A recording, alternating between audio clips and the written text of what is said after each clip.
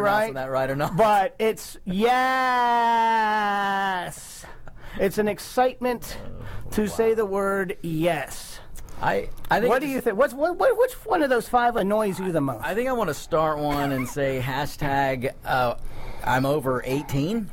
I mean, the millennials just. These aren't even millennials. This is not even millennials. This is Gen Xers. These are the new. Oh yeah, this is wow. Gen Xers saying this. This is mostly, I would say, white yuppies saying stuff like this, right? Posting it on Instagram. You know, they're drinking on the beach and living their best life. You be you. I don't know which one of these. I would say I give a pass to Yas. Okay, that's I'm not even you sure I know understand somebody's that one. excited about buying their new Han Solo outfit, right? The boots and the and all that, and they're saying, "Hey, I picked up these new boots at the mall." Yes, okay, I'll give you a pass on that. UBU probably ranks second or third annoying, but I think the adulting. So your least, yeah. I mean, again, UBU though. This may be the era of I'm 26 and I'm still on my parents' health insurance and I'm still in the basement. But UBU. But UBU. And UBU adulting. In fact, we can use all 5 of these In one sentence. In one sentence. We're going to do that at the end of the show. It's going to be amazing. What are your thoughts? What annoys you right now? Or maybe I don't even have all of them. I'm sure I haven't thought of all the annoying ones that we see pop up in our social media feed. And these are basically just inane, meaningless phrases that give people that type them in some kind of hashtag sentiment, and they could not have less meaning, in my opinion. I would agree 100%. I mean, it's when you start living and you're basing your life and decisions on hashtags, then you get into the case where we are today, where rule of law be damned. Yeah. Because I've got a hashtag. The normal laws of life, or the history, or however you want to put it, they're just not going to apply anymore because we have hashtags. Right. I'm unemployed. I don't have a job. I really like to watch Sally Jesse Raphael. I don't even know if that's still on. Well, you be you, Wow, Vic. You be you, bro. I mean, that's our generation, right? Yeah, we had the hip hop generation. Remember, Dope. Yeah. That song is dope. That actually.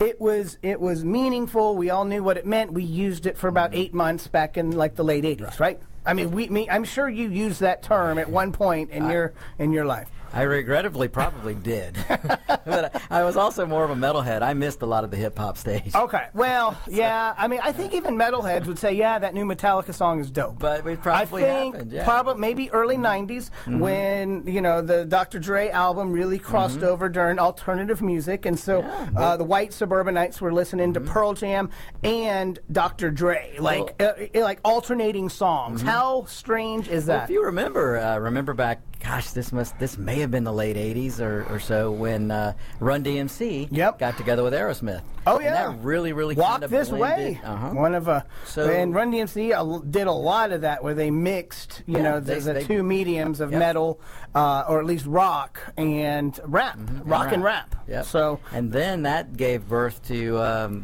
Kid Rock. Look how Kid Rock came up when he first started. You could say Rage Against the Machine might have had a little bit of that in there. Without a doubt.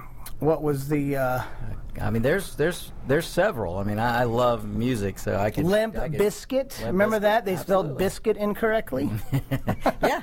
I mean, but that genre came out and it was influenced by the 80s. I think we've done a pretty good job. And ironically now, Hollywood is recycling movies from the 80s and they're recycling songs. Hip hop and trance music and EDM, it is always sampled, it's sampled music all the time. Now they're not even, creating their own new hooks. They're just, like I saw Flo Rida last night during halftime of the, it's Florida, but I think he goes by Flo Rida, and he's a hip-hop artist out of Florida. Go figure. And they had, I can't remember the hook that he was using last night, but basically it was a very famous song. Can't be that famous, I can't recall it. And then he rapped over it. So they're not even coming up with their own melodies anymore. They're using old melodies and putting new music. So we can always thank Flo Rida. He's been around for 10 to 12 years now for showing us that you can still party on the Tampa Bay Buccaneer ship, even if you're 47 years old.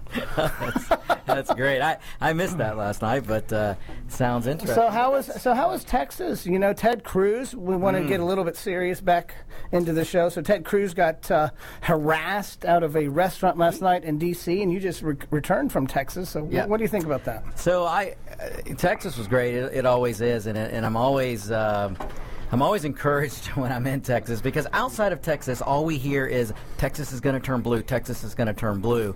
So I'm always reassured when I go to Texas, and the people that I deal with, there's no signs of that state going blue. Now, there's definitely Beto is making his little charge, and he's firing up the youngsters and the college kids, and he's definitely scurrying up support. Now, whether that turns into votes, we won't know yet. Right. Because those kind of, when you target those college kids and get them riled up, and they tend not to vote. So we'll see what happens in November. But it's always good to go there and see that there are still people, because I talked to Lyft driver after Lyft driver, and all but one was a Cruz supporter. Okay. And so that gives me hope. I mean, these guys are a lot of them are, I guess I would consider straight up middle class. Some of them were young. Some of them were older. The last one I had was great. He was a Marine Raider from the Navy, and he had some great stories. And, I bet.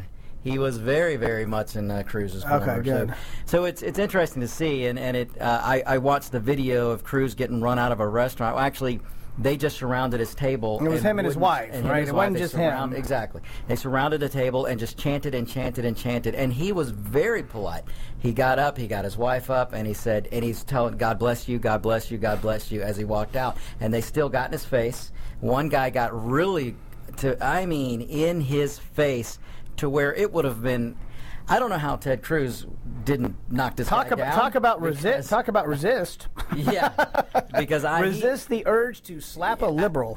He had every right. Once this guy got, I'm the nicest guy in the world, but if I'm being polite, and you're still coming up and your nose is touching my nose, I'm sorry, as a liberal will say, you're in my private space. Yeah. And if I can't close the door on my cry closet, then you're invading my space. I might have done. You remember Top Gun when Ice got in a Mav's face and then he bit at him? Yeah. I might have done that. I might have done a throwback to the mid-'80s. That was a classic. And again, that's something that's, if you weren't around in the 80s to watch these movies when they first came out, you missed a lot. Well, folks, we're going to go ahead and take our first break here. Mark Bauerlein is on the other line. You can wiki or Google him. He's a published author. Most recent book was published 2008, The Dumbest Generation, How the Digital Age Stupefies Young Americans and Jeopardizes Our Future. Very long title. I think we can come up with an acronym for it, but we'll be back. There's a lot of truth to it. And maybe that's a good way for me to allude to the 5 most annoying things millennials say. We'll see you on the other side of the break. The disease of addiction is a life-altering challenge, not just for the person suffering its effects, but also for the family and friends who support and love the one caught in its grasp. What should be the course of treatment? Who is the best person to render treatment? And what is the best place to go for the care that is needed? We know that you want answers to these and many more questions. Call 770-696-9862 and speak to a representative of the Atlanta Healing Center. They can tailor a program specifically designed to address the needs of the person suffering with an addiction, or give you guidance as to where that help may be found. Information is the key, and the trained staff at AHC is here to assist. If you wish, you can also get more information on the website located at www.atlantahealingcenter.com. Get your pen and paper ready. If there's a move in your near future, I'm here to tell you that the folks I used and now recommend is Around Town Movers. Timothy and the guys recently moved me, and I am and was totally satisfied with a sometimes not so fun experience moving. Call Timothy at 770-378-4708 and make it a good move and a good experience. Around Town Movers for that local or cross-country move. Timothy, Around Town Movers, in my opinion, are the best. That's Around Town Movers. Call them. Cook Immigration Partners is your passport through the immigration maze. Whether it's help with E-Verify in your business, or help in how to document a new employee under the new I-9 rules, or if you marry a foreign national, Cook Immigration Partners is your best choice for a legal advocate. Call us today at 866-286-6200. That's 866-286-6200, or visit us on the web at www.immigration.net. You're listening to America's Web Radio on the AmericasBroadcastNetwork.com. Thank you for listening. And welcome back to Greg's List Live, the home of serious journalism, only on AmericasWebRadio.com. It looks like, Victor, you're doing a little adulting over there. We are going to adult right now. We're going to be adulting right now. Okay, we're going to start the segment of hashtag adulting now. I'm bringing in hashtag professoring Mark Bauerlein, who's an English professor at Emory. He got his doctorate in English from UCLA back in 1988, and he's been teaching at Emory since 1989. Mark, welcome to Greg's List. How are you, man? Very good, very good. I was proud to see the way the UCLA undergraduates reacted after the election of Donald Trump when they hit the streets and rioted and set up fires and began the protests. I honor their commitment and their spirit. That was not adulting. That was living their best life. That was living you be you. They were you being you and living their best life. These were some of the 5 unpopular to Greg's List euphemisms. Mark, you can come back and... Well, let's remember one thing about the millennials. Most of them, well, if they're now 27, they really didn't have any memory, any real memory of living in a country in which a progressive Democrat was not president. They didn't understand that sometimes you lose. You know, things go up and down. Right. And so when they responded like spoiled children, well, one reason is that they don't have any history. They don't know very much about the American past. And so they see history, American history is on a properly upward trajectory toward freedom and happiness and anti-discrimination and the elimination of racism and sexism and Republicans. So, remember what happened with Trump was just something that blew their mind. It threw off their whole sense of the world. Well, they grew up never learning that defeat was possible. They learned that you're always a winner. There are no losers, and you get a trophy for showing up. And when you have a generation like that, you get with great inflation. Oh, right. The college students, they all think that they are well above average. I mean, more about almost close to 60% of students who go to 4-year colleges had an A grade point average in high school. And now in 4-year colleges, about 45% of all the grades that are given are A or A minus. So you've got a unique perspective, having taught as a professor at Emory. You're an English professor, and you since '89. So can you give us a brief rundown of maybe what you've noticed? Because you would have been teaching Gen Xers, maybe even late baby boomers, and then obviously Gen Xers, the Zennials, Millennials, and now you're teaching the generation after, which I think is called Generation Z. Getting there, yeah. So give us a little rundown of maybe what some of the differences are that you've noticed. You know, Emory got a little publicity during the Trump campaign, but frankly, the campus is a pretty calm and rational place. I mean, I'm a open conservative and a Trump supporter, but I never have any problems here. People are nice and they're friendly, and most of the students here are pre-professional, they're pre-med, they're in the business school, they're thinking about law school. Politics is important for a pretty small percentage of the kids. Now, one thing I'll say in the last 30 years that has happened at Emory, but which is a broad factor, is you get fewer and fewer of the bookish types. The millennials simply don't read many books. They're locked into Google and texting and Instagram, and they grew up with it, especially the younger millennials. And books aren't really a big part of their formation.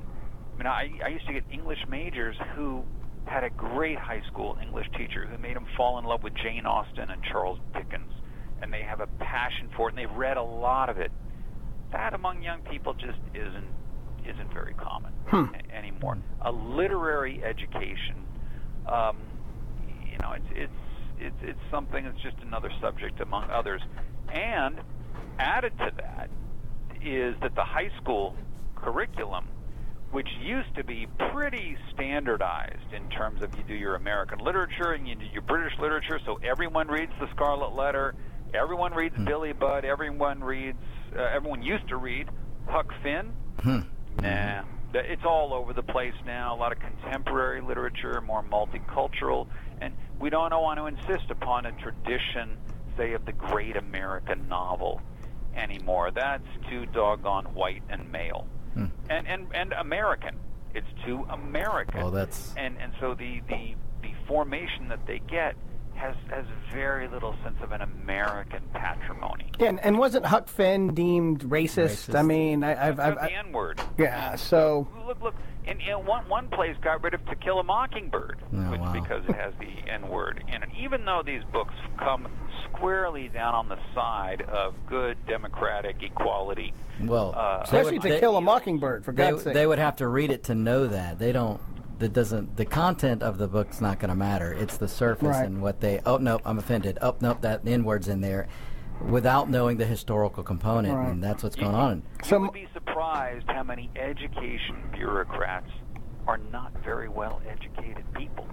Probably wouldn't surprise us too much. Now, Mark, you were one of the 100 intellectuals that came out and supported Donald Trump during his run. Talk to us a little bit about that. I thought that was a fascinating part of your presentation a couple weeks ago at Whitehall Tavern. Well, early in the campaign, especially the Never Trumpers, not just on the left, but the Never Trumpers on the right, were sort of passing around this idea that the only people who could possibly support Donald Trump were dumb, stupid, unworldly people who simply were being appealed to on these atavistic grounds of race and nationalism, phobias and isms. And so a few people just got together and said, you can be intelligent and educated and support Donald Trump's candidacy. And they asked people to sign, and I readily signed it because I had my reasons. I thought Trump would be very good on political correctness and identity politics and religious liberty in particular. And if Hillary had won, my church, the Catholic Church, would have had to hire many, many more lawyers and fend off federal government incursions. And that's what I tell people when they say, "How could you support a guy like Trump? You're educated. You've written books." I said it was very easy to do that. Now, when we did sign that, we got a lot of heat for doing so, and Trump was brilliantly funny the way he played on this. After the Nevada primary, do you remember? He said, "I love poorly educated people." yeah, he sure did. That just infuriated all the Ivy League professors. I mean, can you imagine anything worse than saying, "I love poorly educated people," because so much of their value, their self-esteem, rests on the fact that they've got a degree after their name. And here Donald Trump was just saying, these are people too. And he implied there's a certain popular wisdom that often exceeds that of the eggheads. There's no question, and it's funny you mentioned how Emory campus is. Today's headline. There was a headline today: Yale shut down classes to allow their students to protest Kavanaugh. I mean, what kind of college is Yale turning into?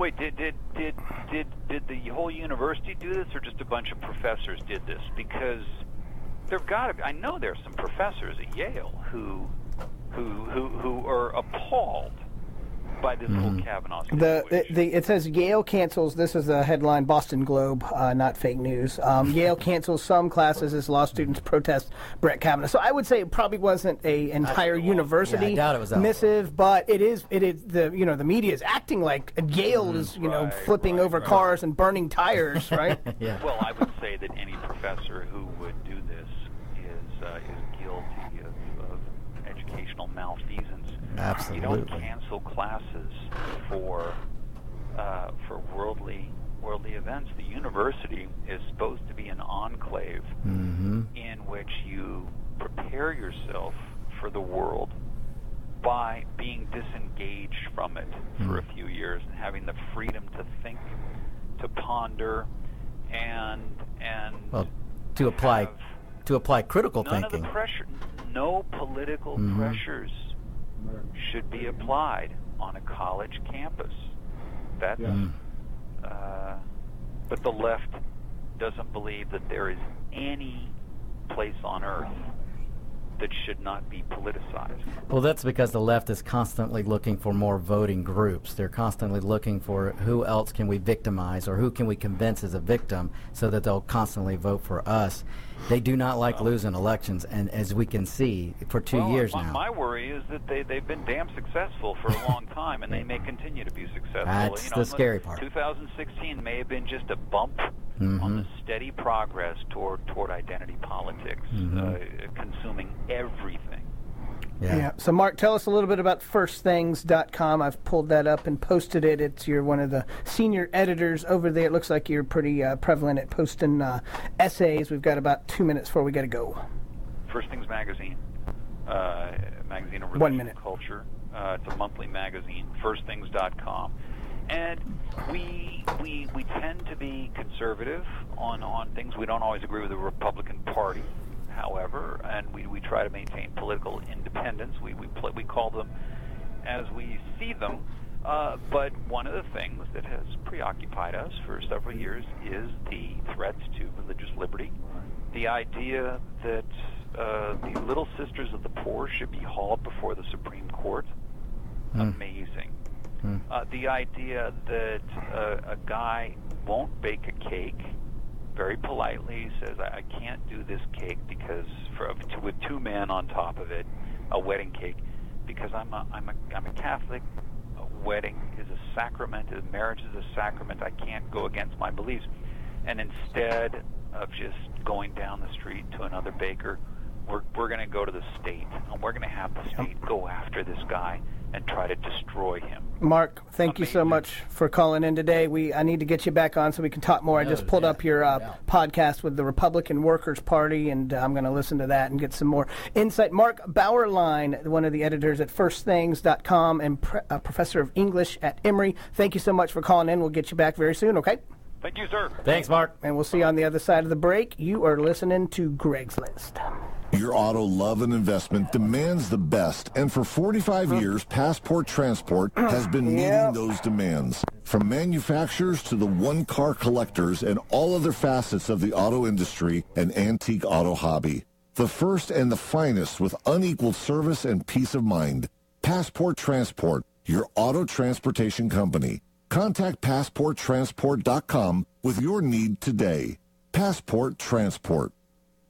Whether cruising the Strip in a 57 Chevy or taking the family on a vacation in a 71 Oldsmobile Vista Cruiser, you need to tune in to Classic Cars with Steve Ronaldo and Jim Weber every Saturday from 8 to 9 a.m. on americaswebradio.com.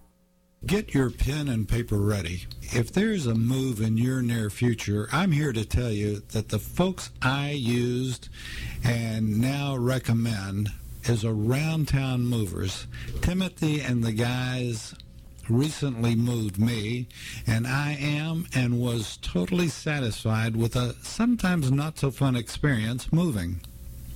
Call Timothy at 770-378-4708 and make it a good move and a good experience. Around Town Movers for that local or cross-country move. Timothy, Around Town Movers, in my opinion, are the best. That's Around Town Movers. Call them. You're listening to America's Web Radio on the AmericasBroadcastNetwork.com. Thank you for listening. And welcome back to Greg's List Live, the home of serious journalism, here with Victor Armendariz. And our next guest is no stranger to the show. She's actually been here a couple times sitting where you are, Victor. Rachel Dodsworth, the CEO of Dodsworth Media, digital and political consulting company. Rachel, welcome back. I know you were listening in on the show. Did I offend you as a millennial during the first soundbite by any chance? I tuned in there when you were getting in the Huck Finn conversation. So nothing offends me though anymore, Greg. Oh, yeah. Well, we were talking about, I don't want to bash millennials because really this phenomenon of the 5 annoying phrases that Greg has come up with, it's not even really millennials, it's the generation after them. And it's Gen Xers, maybe even the immature baby boomer who's not adulting yet. So, we don't want to bash millennials, but you actually are right in there. I think you just turned 30 or 29 again. 31. You turned 29 for the second time. So you were right in that now millennial. You offended her. You're in that millennial genre, right? That supposedly hates Trump and thinks that there's a Republican war on women. So prove me wrong. Yes, so I'm glad you brought this up. Even though, Greg, you can't be that much older than me. I'm 43. I'm a baby boomer, so don't put me in your generation. Yeah, I mean, honestly, it's kind of getting out of hand, in my opinion. A lot of I don't know, the baby boomers, what I think is going on, we can't accept things the way they are in institutions that, got us to where we are. We're kind of just thinking they don't work and breaking them down, and it makes almost no sense to me. And the Trump, everybody hates Trump, I'll be honest. But it's okay because they don't realize how impeachment works. I don't think any of them read history and realized what happened when Nixon was impeached. They've never been taught history. They took over the White House and protested in D.C. There were hearings, everyone's yelling at everybody. He couldn't leave the White House for 3 days. So, I don't know. I think everybody just likes to complain now. So I'm okay with that as long as nobody does anything. Well, shouldn't we? I mean, I believe the unemployment rate for everybody is way down thanks to Republican-led missives like the mini repeal of Dodd-Frank, of course, the tax reform bill. Doesn't that economic message appeal to millennials? They don't have jobs. No. No. They're not. I don't think so. They're too busy being them. Here's a good example, Greg, of just when, this is how ridiculous it is. I was in D.C. with a friend that works on the Hill, smart person. We went to school together. We know each other. I come in from a long day. If he did something good or correct, they wouldn't even be able to acknowledge it. Their brain can't grasp it. No. The media doesn't really help, and everyone's hating, but like you said, the economy's great, the stock market, I don't think it can get much better. It's just, I don't think they could accept, they don't know what success looks like, maybe that's the best word for Trump. Well, it's probably true. They can't comprehend it. Well, it's true. When you look at the lives they've been living growing up, they may not know what success looks like. It's slapping them in the face every day right now. And yeah, I mean, that's actually a good point. Now he said that, like, growing up or graduating college in the recession, I'd say it did hit on a lot of people's confidence when you can't get a job out of college. You're told one thing over and over. So I just don't know. Well, we went through 8 years